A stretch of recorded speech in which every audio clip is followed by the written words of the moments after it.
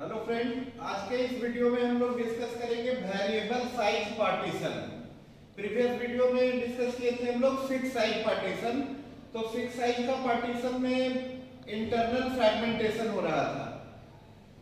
Variable size partition में memory जो होता है आपका इनिशियली एक सिंगल होल होता है, मतलब कि वेरिएबल साइज पार्टीशन में पहले से पार्टीशन क्रिएट नहीं होता है। यहाँ पे जैसे जैसे प्रोसेस के द्वारा रिक्वेस्ट मेड होता है वैसे वैसे पार्टीशन क्रिएट होता है। एग्जांपल में हम लोग एक देखे हैं कि P1 50 kb, P2 400 kb ऐसे रिस्पेक्टिवली सारा प्रोसेस के द्वारा रिक्वेस्ट किया गया है। तो मतलब कि वेरिएबल साइज पार्टीशन में आपका मेमोरी आपका एक सिंगल होल होता है, एक ही पार्टीशन होता है, और जैसे जैसे प्रोसेस के द्वारा रिक्वेस्ट मेड होता है वैसे वैसे पार्टीशन का फॉर्मेशन होता है।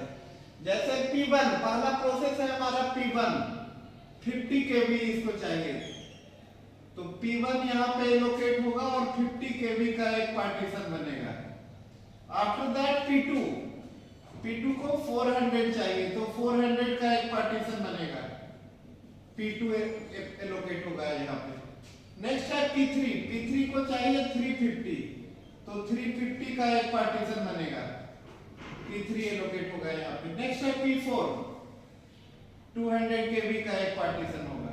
मतलब जैसे जैसे प्रोसेस के द्वारा रिक्वेस्ट मेड होगा वैसे वैसे पार्टीशन का फॉर्मेशन होता है आपका वेरिएबल साइज पार्टीशन में। नेक्स्ट इज P5 को 150 kb, P5 यहाँ पे लोकेट होगा। नेक्स्ट है आपका P6 यहाँ पे लोकेट होगा, साइज है इसका 250 kb। नेक्स्ट है आपका P7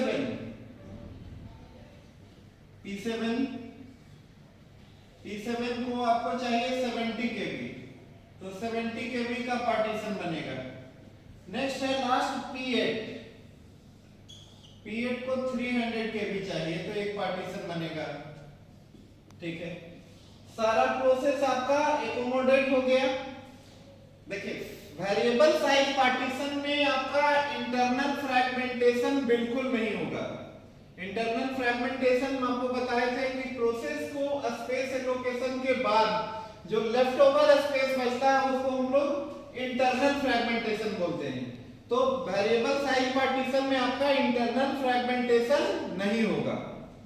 अब जैसे बाय द वे आपका P1 process P1 and P7 का by the way execution complete हो गया, टर्मिनेट कर गया, तो P1 एंड P7 अपना स्पेस को क्या करेगा, डीएलोकेट करेगा, फ्री करेगा।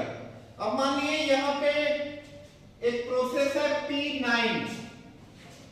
P9, इसको चाहिए 100 kb स्पेस, बट फ्री हो गया हमारा ये पार्टीशन क्योंकि P1 एग्जीक्यूट हो गया, P7 एग्जीक्यूट हो गया है। टोटल स्पेस है आपका 50 प्लस 70 120, बट यहाँ पे हम लोग स्पेस एलोकेशन नहीं कर सकते हैं P9 का। तो आपका वेरिएबल साइज पार्टीशन में एक्सटर्नल फ्रैगमेंटेशन होगा, यहाँ पे वेरिएबल साइज पार्टीशन में।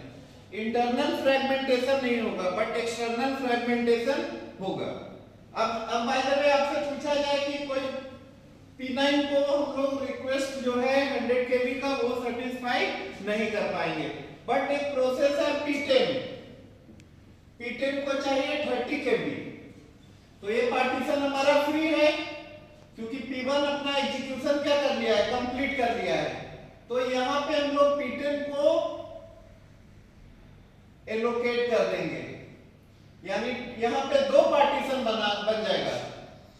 ये 50 kb का पार्टीशन था, एक 30 kb का हो जाएगा जिसमें स्पेस एलोकेशन हो जाएगा P10 का, और एक 20 kb का। मतलब कि आपका वेरिएबल साइज पार्टीशन में वेस्टेज ऑफ मेमोरी स्पेस नहीं होता है, इंटरनल फ्रैगमेंटेशन नहीं होगा वेरिएबल साइज पार्टीशन में, जो कि आपका होता था किसमें, फिक्स साइज पार्टीशन में। बट यहाँ पे एक्सटर्नल फ्रेगमेंटेशन हो रहा है ड्यू टू कंटीन्यूअस पॉलिसी, क्योंकि fix size partition and variable size partition दोनों आपका non continuous memory allocation technique है। Okay, thank you.